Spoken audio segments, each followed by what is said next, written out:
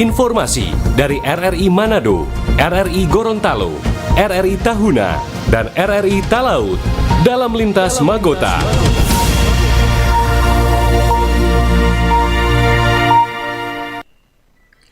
Pukul 17 waktu Indonesia Tengah, Radio Republik Indonesia dengan berita Magota, Manado, Gorontalo, Tahuna, dan Talaut.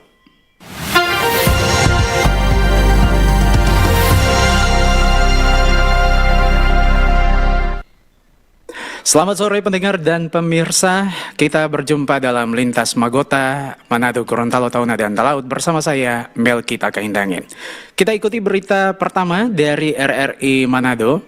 Manengkel Solidaritas sejak tahun 2024 sampai saat ini sukses melaksanakan program daur ulang sampah plastik tidak bernilai di TPA Sumompo, Manado. Laporan selengkapnya Audi Kandores.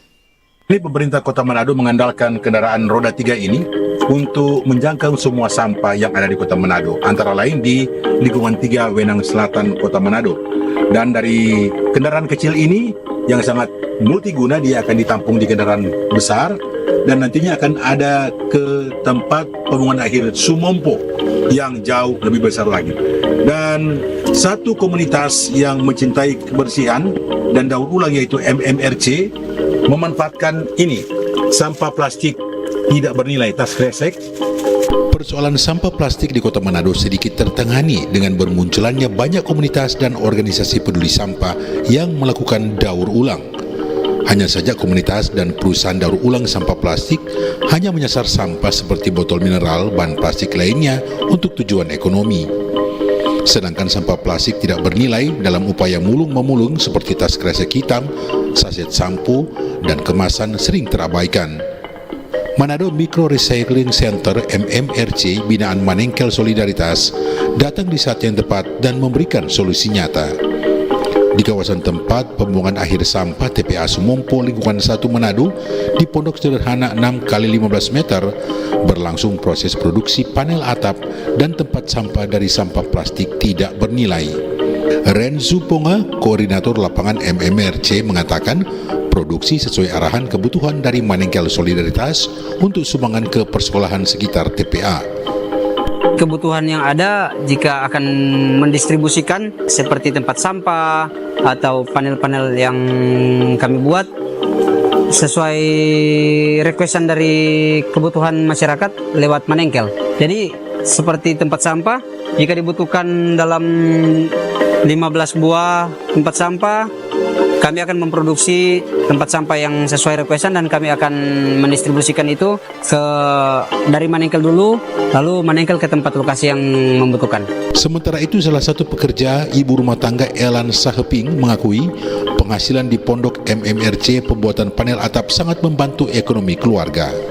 Iya, dengan waktu cuma kayak Ibu Novita bilang tadi 8 menit. Kalau 2 menit kan saya susun, 8 menit itu press. 4 menit 4 menit balik. Panel begini 10.000, Bu.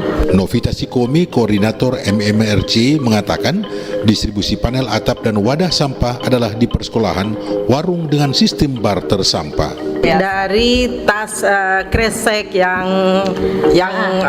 tidak memiliki nilai, sekarang menjadi tempat sampah. Untuk sekarang itu, jadi kami memberikan secara gratis kepada masyarakat dengan menukar dengan sampah. Sejak Desember 2024, MMRC telah memproduksi 750 panel atap dan terdistribusi sebagian di perkampungan nelayan Kapitu, Minahasa Selatan. Nelayan di sana membutuhkan bahan atap untuk pondok dasing yang kuat dan anti karat, tahan lama seperti panel atap produksi MMRC.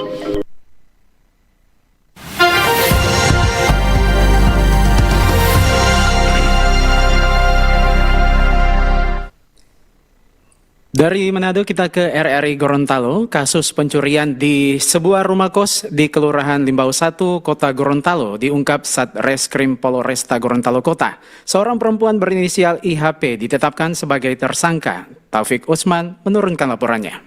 Satuan Reserse Kriminal Polresta Gorontalo Kota mengungkap kasus dugaan pencurian yang terjadi di sebuah rumah kos di Kelurahan Limbau 1, Kecamatan Kota Selatan. Seorang perempuan berinisial IHP, 30 tahun, kini telah ditetapkan sebagai tersangka dalam perkara tersebut. Kapolresta Gorontalo Kota melalui Kasat Reskrim Kompol Akmal Novian Reza dalam konferensi pers yang digelar kemarin mengatakan kasus tersebut bermula ketika korban berinisial AKY meninggalkan kamar kosnya pada Jumat 17 Juli 2026 pukul 15 WITA.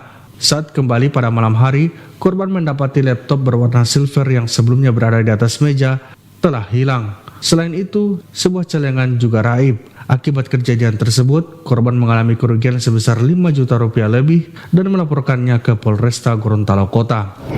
Niat ataupun aksi jahat oleh tersangka melakukan pencurian yaitu mengambil laptop dan satu buah celengan dengan uang Rp150.000. Adapun kerugian material yang diperkirakan sekitar Rp5.499.000 baik dari laptop ataupun dari celengan. Adapun barang bukti yang telah kami sita yaitu satu buah motor yang digunakan oleh tersangka, kemudian satu unit laptop merek Acer AL1413B JOG4 warna silver, bisa dilihat warga. Kemudian satu buah kunci ataupun gembok warna kuning. Hasil penyelidikan mengungkap tersangka diduga mendatangi rumah kos saat situasi sedang sepi. Ia kemudian melihat salah satu kamar yang terkunci menggunakan gembok. Dengan membawa sebuah kunci, tersangka berhasil membuka pintu kamar. Hasil pemeriksaan sementara, penyidik menduga motif pencurian dipicu oleh kebutuhan ekonomi. Meski demikian, penyidik masih terus mendalami seluruh keterangan untuk melengkapi berkas perkara sebelum dilimpahkan ke jaksa penuntut umum. Tersangka dijerat pasal 477 ayat 1 huruf F Undang-Undang Nomor 1 Tahun 2023 tentang KUHP dengan ancaman pidana penjara paling lama 7 tahun dan denda paling banyak kategori 5 sebesar 500 juta rupiah. Taufik Usman, RRI Gorontalo, terus mengudara untuk Indonesia. Lintas Magota, Manado, Gorontalo, Tahuna, dan Talaut. Pemerintah daerah Lintas Magota, Manado, Gorontalo, Tahuna, dan Talaut.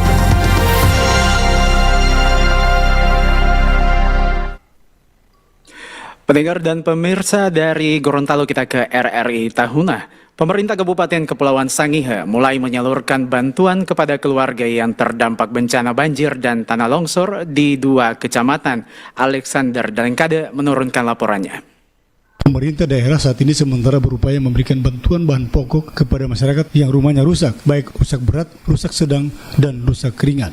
Di samping itu, sementara berupaya untuk mengintervensi bagi masyarakat yang terdampak dengan bencana longsor 22 Juli 2026.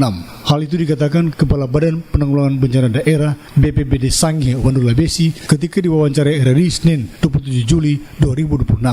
Ia menjelaskan khusus untuk penyaluran bantuan di Kecamatan Tamako telah dilakukan oleh pihak BPBD Sangihe. Dan sementara berupaya untuk juga akan mengintervensi bagi masyarakat yang terdampak dengan bencana tanggal 22 kemarin. Jadi untuk Kecamatan Tamako kami sudah melakukan itu dan saat ini kami berada di Tabukan Selatan dan Tabukan Selatan Tengah untuk melakukan hal yang sama untuk pemberian bantuan bagi masyarakat. Lanjut dikatakan Wandu, bencana hidrometeorologi 22 Juli 2026 terjadi di Kecamatan Tamako, Tabukan Selatan, Tabukan Selatan Tengah, Kecamatan Manganitu, Manganitu Selatan, dan Kecamatan Kepulauan Marore. Alexander Dalengkade melaporkan.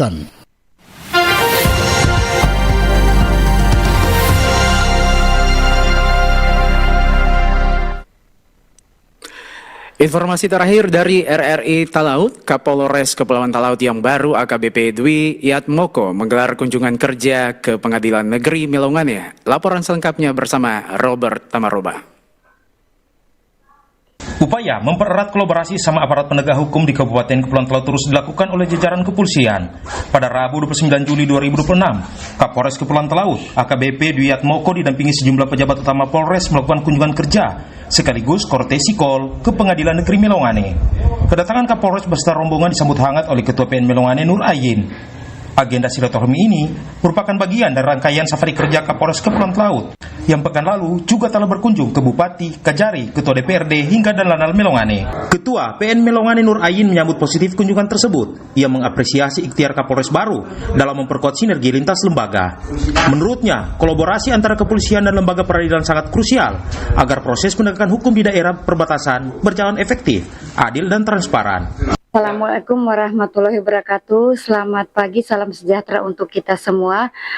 Saya selaku Ketua Pengadilan Negeri Melongane mengucapkan terima kasih kepada Bapak Kapolres yang baru. Selamat bergabung di Forkopimda Kabupaten Kepulauan Talaut. Semoga betah dan makin sukses ke depannya. Terima kasih atas kunjungannya Bapak. Ya, kami siap mendukung kerjasama. Kami harap kerjasama yang baik antara Pengadilan Negeri Melongane dengan Polres Kepulauan Talaut. Pada kesempatan yang sama, AKBP Dwi Atmoko menegaskan komitmennya untuk terus menjaga komunikasi yang harmonis demi terciptanya kepastian hukum, rasa aman, serta ketertiban masyarakat di bumi Prodisa. Terima kasih. Assalamualaikum warahmatullahi wabarakatuh. Selamat pagi. Saya Kapolres Kepulauan Talaut, AKBP Dwi Atmoko, STPSI KMK. Pagi hari ini melaksanakan kunjungan silaturahmi sebagai pejabat baru di lingkungan Forkopimda Kabupaten Talaut ke Ketua Pengadilan Negeri Melong. Terima kasih atas sambutan yang hangat dari Ibu Ketua, dan tentunya silaturahmi ini sebagai wujud kami sebagai pejabat baru dan tentunya juga untuk mempererat silaturahmi hubungan yang baik kerjasama antar Forkopimda, hubungan yang sudah terjalin baik dari Polres maupun juga dari Pengadilan Negeri ini bisa lebih dipererat lagi. Terima kasih. Melalui pertemuan ini keduanya sepakat untuk terus meningkatkan komunikasi berkala demi kelancaran pelayanan hukum kepada masyarakat. Terpantau usai menyambangi PN Melongane, Kapolres Kepulauan Talaut melanjutkan agenda kunjungannya ke Kodim 1312 Talaut. Dari Kabupaten Kepulauan Talaut, Sulawesi Utara, Robert Tamaroba, Pro 3 RRI terus mengudara untuk Indonesia.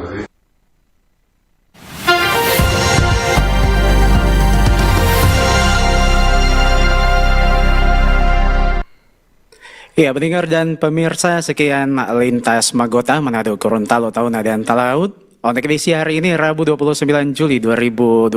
Saya Melkita Kendangin, sampai jumpa.